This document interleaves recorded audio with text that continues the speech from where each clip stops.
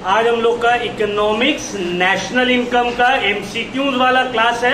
हम लोग अभी तक ऑलरेडी पूरा चैप्टर को एक्सप्लेन कर लिए हैं। चैप्टर आप लोग को समझ में आ गया होगा। आज जो क्लास है national income accounting economics class 12 semester 3 का एमसीक्यूज है। तो देखो जहां पे चैप्टर हम लोग का कंप्लीट हो रहा है, पूरा चैप्टर समझा दिए सर। सिलेबस में जितना भी ये वाला टॉपिक था पूरा एक्सप्लेन किए। चैप्टर नंबर 1 जो one of the most lengthy chapter है पूरा बुक का, उसको हम एक्सप्लेन कर दिए। इससे रिलेटेड सम्स था, है ना, प्रैक्टिकल पोर्शन वाला क्वेश्चन था, फॉर्मूला बेस्ड पूरा 20-21 क्वेश्चन। इससे पहले वाला क्लास में हम पूरा का पूरा सम्स आप लोग को सॉल्व करवाए हैं, पूरा थ्योरी एक्सप्लेन किए, फॉर्मूला कैसे याद रखना है इसको बताए गए हैं। इसमें से रिलेटेड आप लोग को कोई भी डाउट होगा आप लोग हमसे पूछ सकते हैं। ये टॉपिक हो गया ऑफिशियली कंप्लीट। अब आते हैं इसका एमसीक्यूज के तरफ। हर चैप्टर जहां पे कंप्लीट हो रहा है वहां पे क्यूआर कोड दिया हुआ है आप लोगों को एमसीक्यू सॉल्व करने के लिए, ठीक है। उसके बाद एंड में chapter test, important practice paper सब दिया हो। तो पहले तो अभी हम लोग टॉपिक वाइज जाएंगे। तो चैप्टर कंप्लीट हुआ, यहाँ पे देख लो नेशनल इनकम का ये दिया हुआ है QR code. Scan the QR code to download the MCQ from this chapter. अब जैसे ही इस क्यूआर कोड को स्कैन करिएगा तो ओपन हो जाएगा ये वाला पेज। जैसे ही आप क्यूआर कोड को स्कैन करिएगा ये पेज ओपन होगा। 3 सेट ऑफ एमसीक्यू 1, 2, 3 तीनों को डाउनलोड करिए, हम ओपन रखिए।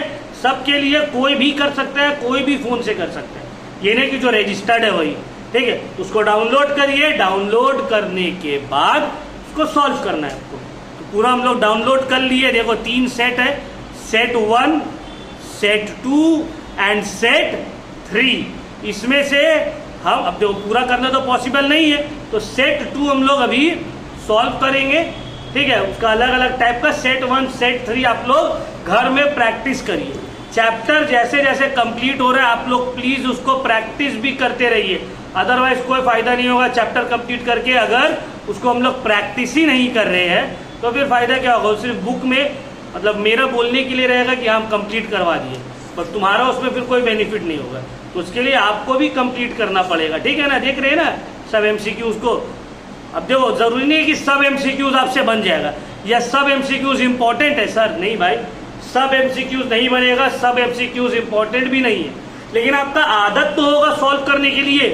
एमसीक्यू जितना ज्यादा प्रैक्टिस करिएगा आपको उतना ज्यादा बेनिफिट होगा एग्जाम में। ये नहीं सोचना है कि यार ये चैप्टर से तो सिर्फ 5 मार्क्स का ही आएगा, इसके लिए हम 100 एमसीक्यू क्यों सॉल्व करें। भाई उसेन बोल्ट का नाम सुने हो ना तुम लोग। उसेन बोल्ट 10 सेकंड दौड़ने के लिए 10 साल वो दौड़ा है, 10 साल प्रैक्टिस किया, तब जाके आज वो वर्ल्ड का वन ऑफ द क्या द फास्टेस्ट रनर है। 10 सेकंड वो ओलंपिक में दौड़ा है। अब वो सोचेगा यार 10 सेकंड ही तो दौड़ना था, क्यों 10 साल हम प्रैक्टिस करेंगे। निकल जाएंगे ना, 1 महीना प्रैक्टिस कर लेंगे, फिर तब वो कभी भी एक बड़ा ओलंपियन नहीं बन सकता था। माइकल फिलिप का नाम सुने हो, वर्ल्ड का मोस्ट डेकोरेटेड ओलंपियन। हम लोग का इंडिया के पास 3 गोल्ड मेडल है, उसके अकेले के पास 30 से ज्यादा गोल्ड मेडल जीता हुआ है। वो वर्ल्ड का सबसे बेस्ट स्विमर है, वो most decorated Olympian of all time. तो क्या बोलता था, डेली वो 12 घंटा प्रैक्टिस करता था। अब सोचो एक राउंड स्विमिंग करने के लिए वो 10 साल 12 घंटा प्रैक्टिस किया एवरी डे। ना क्रिसमस, ना ठंडा, ना गर्मी, वो पूरा प्रैक्टिस किया। अब वो सोचेगा यार एक लैप हमको स्विम करना है, उसके लिए हम 10 साल 12 घंटा क्यों प्रैक्टिस करें, उतना तो हमको नहीं स्विम करना है। तो ये आपका माइंड और आपका बॉडी जो है ना वो यूज्ड टू होता है मेहनत से। तो ये नहीं सोचना कि यार 5 एमसीक्यू तो आएगा, 10 एमसीक्यू तो आएगा, सर 100 एमसीक्यू बोल रहे प्रैक्टिस करने। इसलिए बोल रहे कि भाई आदत डालो प्रैक्टिस करने का, आदत डालो सॉल्व करने का। यहां से तो 10 ही एमसीक्यू आएगा, बट इन फ्यूचर अभी बहुत एग्जाम्स देना है, अभी बहुत सारे एग्जाम्स क्वालिफाई करना है। सिर्फ ये सेमेस्टर 3 क्लास 12 का नहीं है, ठीक है। अगर सिर्फ ये सेमेस्टर 3 क्लास 12 का रहता है हम बोले कि ठीक है रुको अभी एक सजेशन देंगे उसको पढ़ लोगे, लेकिन बात सिर्फ सजेशन का नहीं है। सजेशन देके हम तुम्हारा मार्क्स तो दे देंगे, मार्क्स तो तुम्हारा आ जाएगा, पास तो तुम हो जाओगे, लेकिन तुम्हारा अंदर जो वो मेहनत करने का वो जो स्किल है वो डेवलप नहीं होगा। तो वो डेवलप करना बहुत जरूरी है, मेहनत करने का स्किल, ठीक है। तो चलिए स्टार्ट करते हैं हम लोग।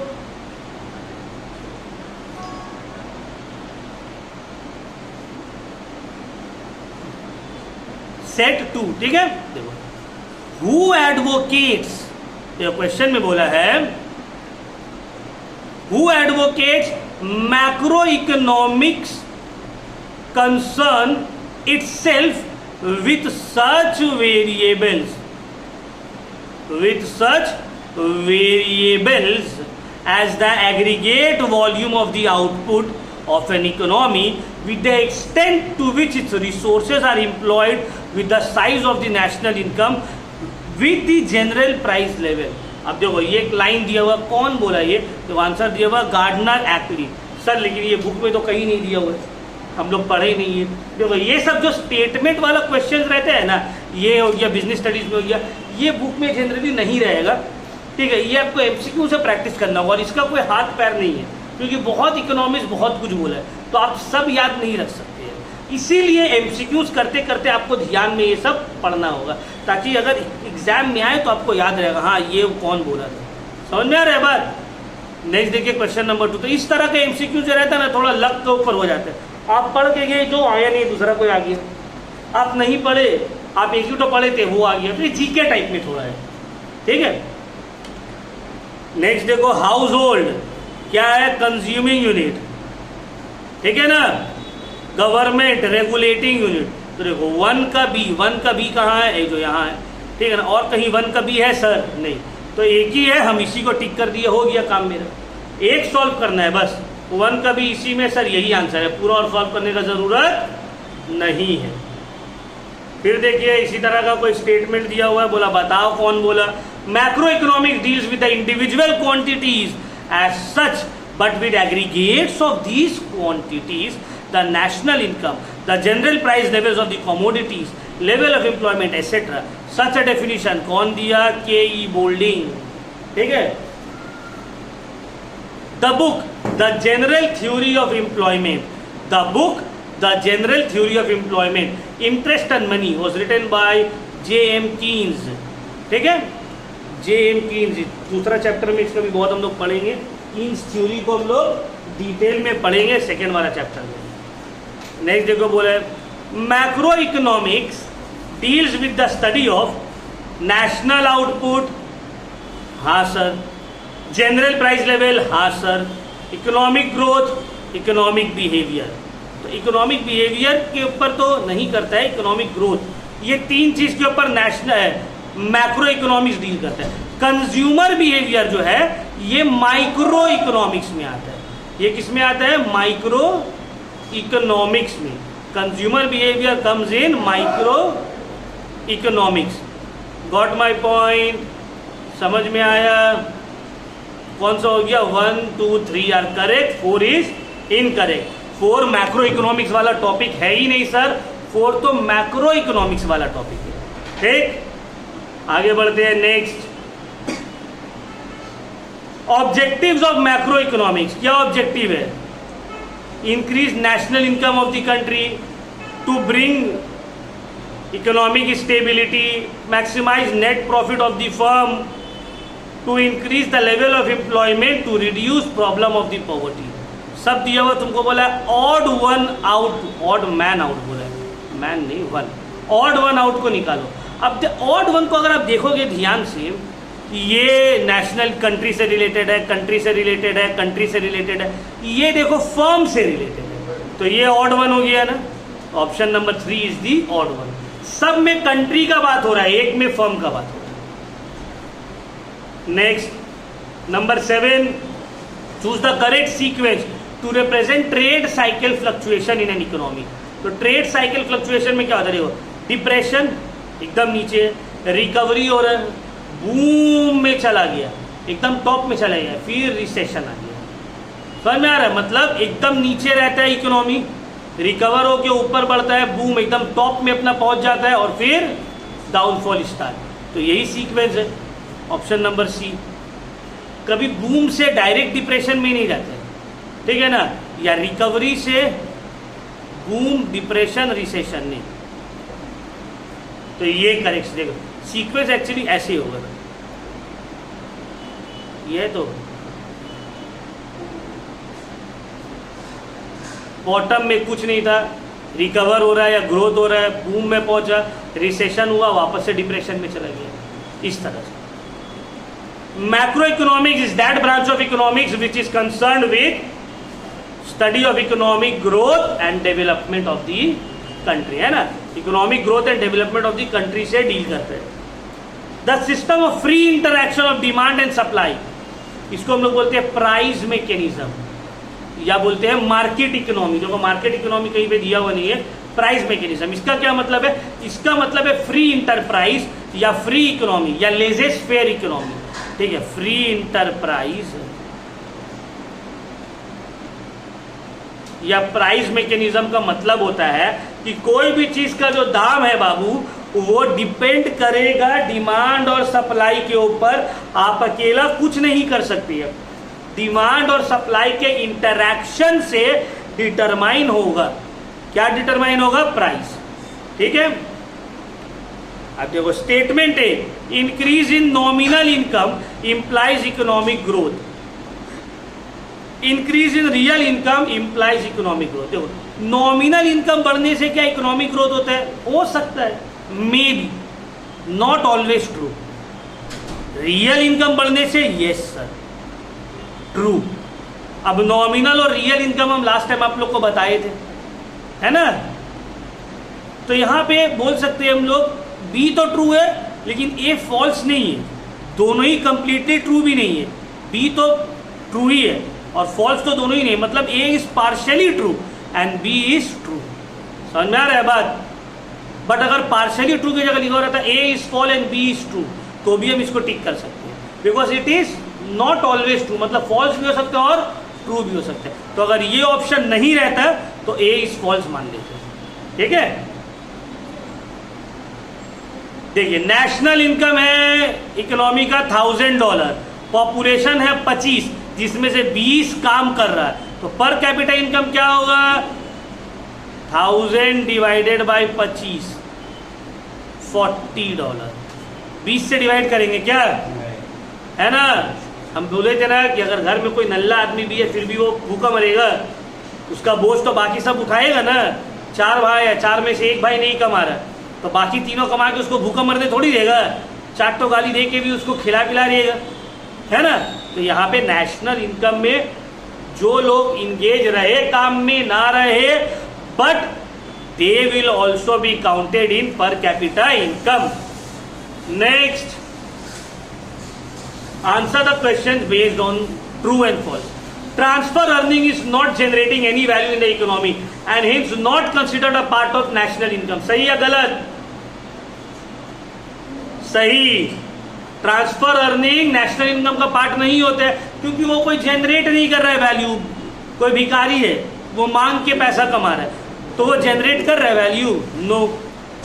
Transfer earning is a part of national income. False नहीं है sir.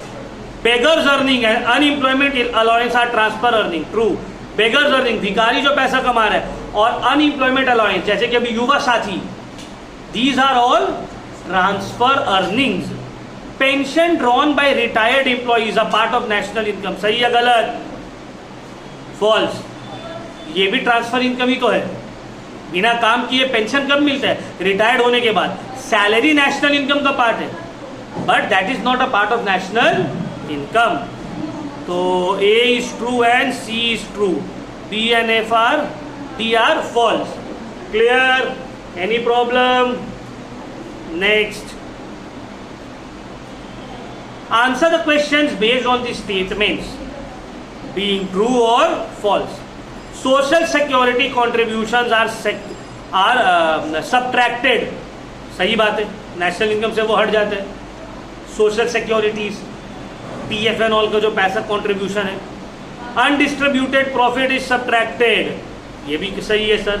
Undistributed profit national income का पार्ट नहीं बनता है। Transfer payments are added. False. Transfer payment add होता है क्या?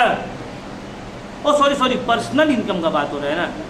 पर्सनल इनकम में ट्रांसफर पेमेंट तो ऐड होगा। Transfer payment are added. Corporate income tax is added. False. Corporate income tax का पर्सनल इनकम से कोई लेना देना है ही नहीं। तो पर्सनल इनकम मतलब क्या? हाथ में जो पैसा आ रहा है, मेरा जो पैसा आ रहा है, इसमें क्या हो जाएगा, 3 ट्रू 1 फॉल्स। ठीक,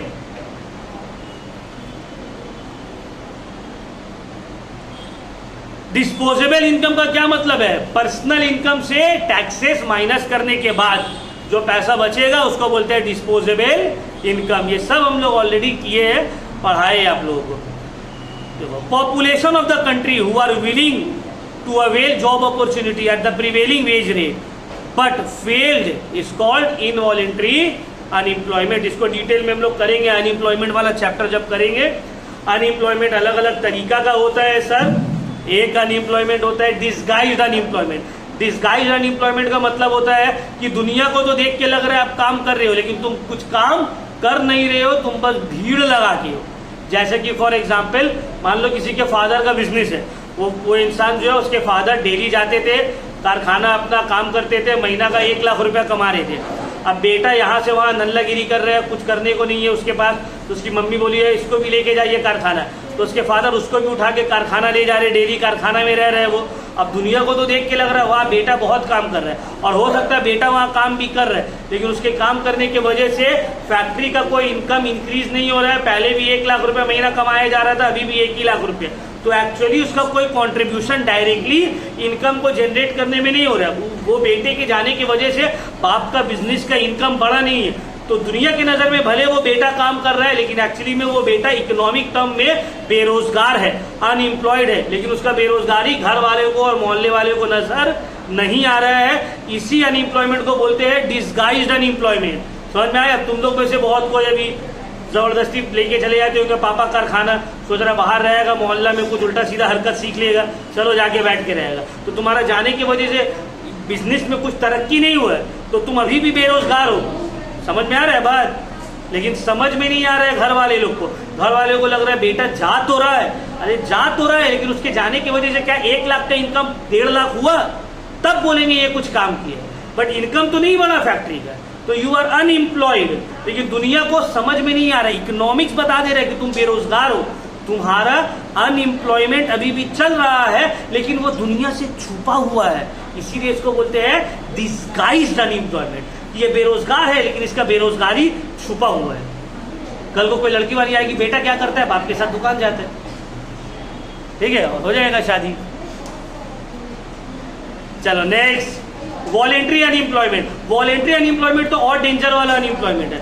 ये अनएम्प्लॉयमेंट का मतलब क्या होता है कि तुमको काम करना ही नहीं है, तुमको बेरोजगार ही रहना है, जिंदगी भर नल्ला ही बैठ के रहना है, ना तुमको काम करना है, ना तुमको शौक है कमाने का। जैसे मेरा एक कजिन है, मेरा एक फुफेरा भाई है, वो है वॉलेंट्री अनएम्प्लॉयमेंट, उसको काम ही नहीं करना है। मंडे को पूछेंगे तो बोलेंगे 1 तारीख से काम में जाएंगे, 1 तारीख होगा तो बोलेगा मंडे से जाएंगे, फिर मंडे आएगा तो बोलेगा जुम्मा से जाएंगे, फिर जुम्मा आएगा तो बोलेगा मार्च से जाएंगे, मार्च आएगा तो बोलेगा ईद बाद जाएंगे, ईद खत्म होगा तो बोलेगा बकरीद बाद जाएंगे, बकरीद खत्म होगा तो बोलेगा बुखार आ गया अभी पूजा से स्टार्ट करेंगे। तो उसका ऐसे ही सर्कल चलते रहता है। वो भी 22-23 साल का हो गए, लेकिन अभी भी वो बेरोजगार है। तो वो बेरोजगार क्यों है? क्योंकि वो अपना हरकत की वजह से बेरोजगार है। इस बेरोजगारी को बोलते हैं वॉलेंट्री अनएम्प्लॉयमेंट। पूरा घर वाला परेशान है। मेरा दादी उसको बोलते बोलते बेचारी चल गई, लेकिन अभी तक वो उसको काम नहीं मिला। मेरे पापा उसको बोलते बोलते, पापा भी मेरा चल गए, लेकिन अभी तक उसको काम नहीं मिला है। दादा मेरे बोलते बोलते दादा भी मेरे चली गई। अभी मेरी फूफी बोल रही है, अब हमको डर लग रहा है फूफी का, लेकिन उसको काम नहीं मिल रहा है। वो है वॉलेंट्री अनएम्प्लॉयमेंट, अपने मर्जी से बेरोजगार है वो। ठीक है, ठीक है, कोई बात नहीं, देखने दो। फिर इनवॉलेंट्री अनएम्प्लॉयमेंट। इनवॉलेंट्री अनएम्प्लॉयमेंट में थोड़ा सा प्रॉब्लम है। इनवॉलेंट्री अनएम्प्लॉयमेंट का मतलब है आप काम करना चाह रहे हैं, आप 10 जगह अप्लाई कर रहे हैं, आप मेहनत करने के लिए रेडी है, आप जगह जगह जाके अपना CV देख रहे हैं, 10 जगह बोल के रखे, लेकिन क्योंकि अपॉर्चुनिटी ही नहीं है तो आपको काम नहीं मिल रहा। तो इसमें आपका गलती नहीं है, इसमें सिस्टम का गलती है। इंडिया में इनवॉलेंट्री अनएम्प्लॉयमेंट बहुत ज्यादा है। इंसान काम करने के लिए रेडी है, लेकिन काम है ही नहीं, लोगों के पास देने के लिए काम नहीं है। तो ये बेरोजगारी को बोलते हैं इनवॉलेंट्री अनएम्प्लॉयमेंट। तो सबसे बेकार होता है वॉलेंट्री अनएम्प्लॉयमेंट। उससे थोड़ा सा है डिसगाइज अनएम्प्लॉयमेंट। इसमें क्या, डिसगाइज अनएम्प्लॉयमेंट में इज्जत छुपा हुआ रहता है, ठीक है ना, इज्जत बच जाता है। और वॉलेंट्री में तो आदमी देख ही रहा, 2 बजे दिन में सो के उठ रहे, तो क्या रोजगार मिलेगा, ठीक है। तो ये वाला जो है, देखो, the population of the country who are willing to work who are willing to avail job opportunity at the prevailing wage rate but failed, इसको बोलते हैं इनवॉलेंट्री अनएम्प्लॉयमेंट। ठीक है, क्लियर हुआ? अच्छा, अजान हो रहा है, थोड़ा वीडियो हम पॉज करते हैं। तो चलिए आगे बढ़ते हैं अब हम लोग। नेक्स्ट, अनएम्प्लॉयमेंट पूरा समझ में आ गया ना? इसको और डिटेल में एक्सप्लेन करेंगे जब हम ये चैप्टर करवाएंगे ना, अनएम्प्लॉयमेंट जिसमें आएगा, तो उसमें देखते एकदम डिटेल में एक्सप्लेन करेंगे अनएम्प्लॉयमेंट को। ये मेरा फेवरेट टॉपिक है, अनएम्प्लॉयमेंट।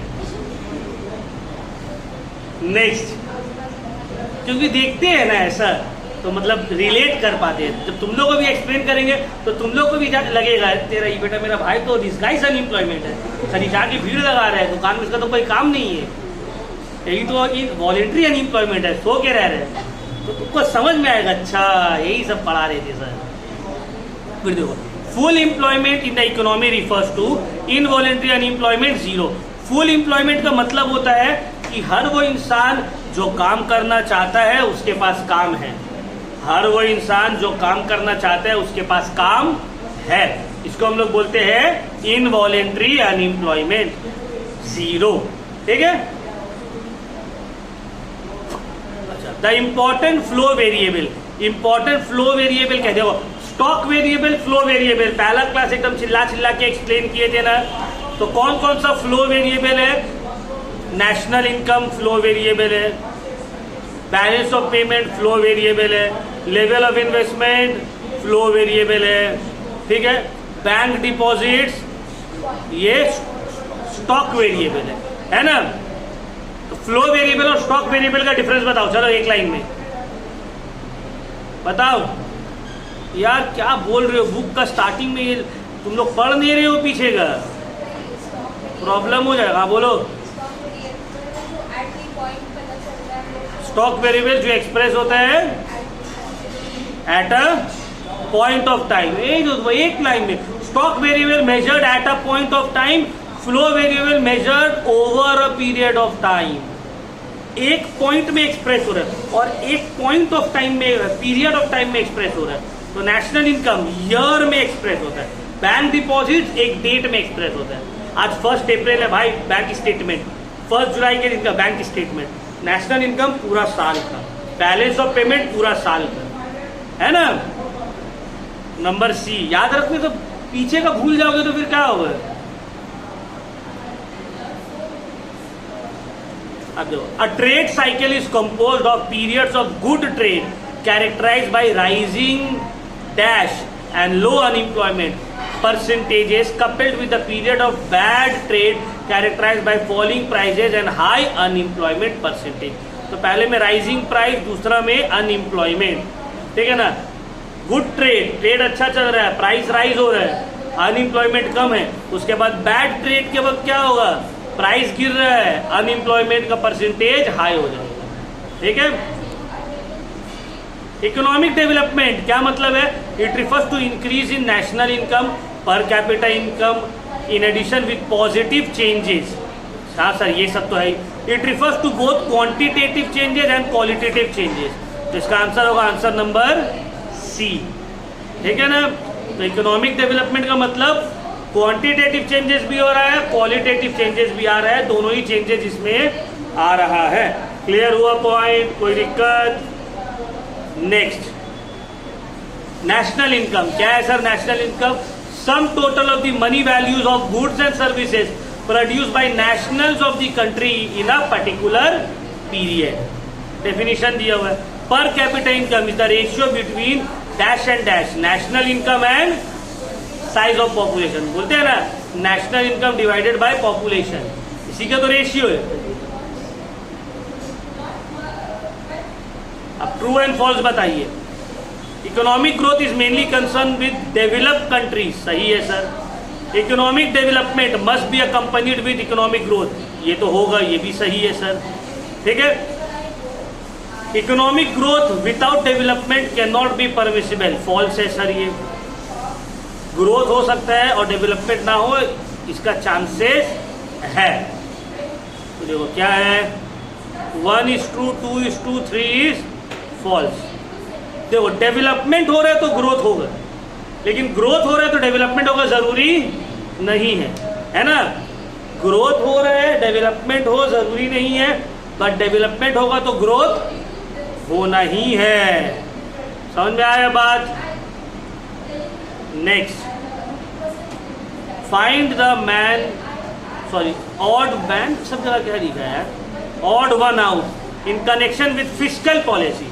फिस्कल पॉलिसी का मतलब policy related to the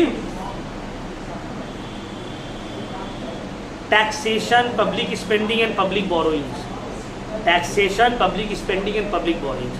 the policy of the government related to taxation, public spending and public borrowing is known as fiscal policy. तो तीन वर्ड हम यूज किए, taxation, public spending, public borrowing. तो odd one कौन सा हो गया? समझ में आया? ये फिस्कल पॉलिसी में नहीं आता है, ये बैंकिंग पॉलिसी में आता है, बैंकिंग में आएगा इसका। ठीक है, तो देखो डेफिनेशन पता है तो तुमको पता है ऑड वन क्या है। अब तुमको डेफिनेशन ही नहीं पता फिस्कल पॉलिसी क्या होता है तो तुम सॉल्व कैसे करोगे? Find the odd one out with the monetary policy. Monetary policy का क्या मतलब है? मॉनेटरी पॉलिसी का मतलब होता है policy of the government related with the banking system, reserves, ratios related to the banking. अब देखो बैंकिंग से रिलेटेड है, ratio, bank rate, open market operation, government spending, तो अभी बोले फिस्कल पॉलिसी में आता है, तो मॉनेटरी पॉलिसी में ये आएगा? नहीं आएगा ऑब्वियसली, है ना। Important measures to check adverse situation in balance of payment. मतलब बैलेंस ऑफ पेमेंट का जो आपका मतलब आपका कंट्री बाकी सब कंट्री के मुकाबले में नेगेटिव में है इंपोर्ट एक्सपोर्ट में, मतलब इंपोर्ट ज़्यादा हो रहा है, एक्सपोर्ट कम हो रहा है। तो इस केस में क्या करेंगे आप लोग? हम लोग कर सकते हैं टैरिफ लगा दो कि ज़्यादा सामान वहाँ से आ ही नहीं पाए, कोटा बांध दो, और दूसरा अपना होम करेंसी को डीवैल्यू कर दो, अपना करेंसी का वैल्यू को और गिरा दो। $1 90 रुपया, $1 100 रुपया कर दो, ताकि अब $1 से पहले जो 90 रुपये का सामान वो लोग लेके जाता था, अब वो लोग को $1 में 100 रुपये का सामान मिलेगा, तो वो लोग और ज़्यादा सामान लेकर जाएगा यहाँ से। क्लियर हुआ? तो डीवैल्यूएशन करेंसी से एक्सपोर्ट बढ़ता है, इंपोर्ट कम होता है, बैलेंस ऑफ पेमेंट रेक्टिफाई होता है। All of these are correct in an isolated economy. Isolated economy का मतलब होता है open economy, sorry not open, closed economy, मतलब इंपोर्ट एक्सपोर्ट जहां पे नहीं होता है।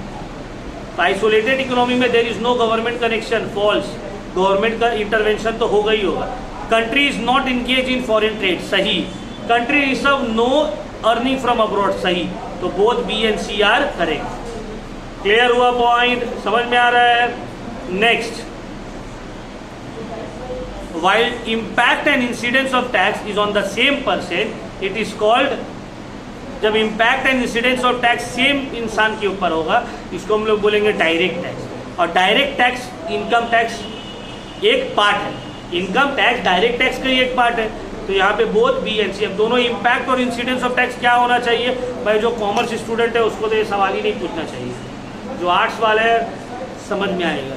इम्पैक्ट ऑफ टैक्स का मतलब होता है इनिशियल बर्डन ऑफ टैक्स, ठीक है। Sorry, incidence of tax means initial burden of tax, impact of tax means final burden of tax. अब क्या मतलब है डायरेक्ट और इनडायरेक्ट टैक्स में? डायरेक्ट टैक्स मतलब जो इंसान के ऊपर लागू हुआ है वही उसको पे करेगा। इनडायरेक्ट टैक्स का मतलब अभी तो हम पे कर दे रहे हैं, बाद में किसी और से वसूल लेंगे। ये रुमाल हम खरीद बेचने के लिए लाए, तो हम खरीदे मिल वाला से, तो मिल वाला हमसे जीएसटी दिया इसके ऊपर, हम जब तुमको बेचेंगे तुमसे जीएसटी वसूल लेंगे, तो फाइनली जीएसटी तो तुमको देनी पड़ा पहले, लेकिन हम दिए थे। डायरेक्ट टैक्स ऐसा नहीं है, मेरा इनकम है, पैसा हम कमाए, टैक्स भी कौन देगा? हम ही को देना पड़ेगा, ठीक है, हम बाद में वसूल नहीं सकते। तो ठीक है, तो इसी तरह का देख लीजिए एमसीक्यूज है पूरा, ठीक है, जो आपको सॉल्व करना होगा। देखो 1-2 एमसीक्यू में आंसर, मतलब इसमें तो पूरा बुक में दिया हुआ है, सभी एमसीक्यू में आंसर मोटा मोटी दिया हुआ है ताकि आप लोग और कंफ्यूज ना हो, ठीक है ना। तो भाई बहुत इंपॉर्टेंट है ये सब, आप लोग लगभग 30 हम सॉल्व किए, तो 30 मिनट में 30 सॉल्व हुआ है, मतलब 1 मिनट लग जा रहा है एक सॉल्व करने में, वो भी तब जब हमको आंसर पता है। समझ में आ रहा है बात? बहुत ज़रूरी है practice to maintain the speed.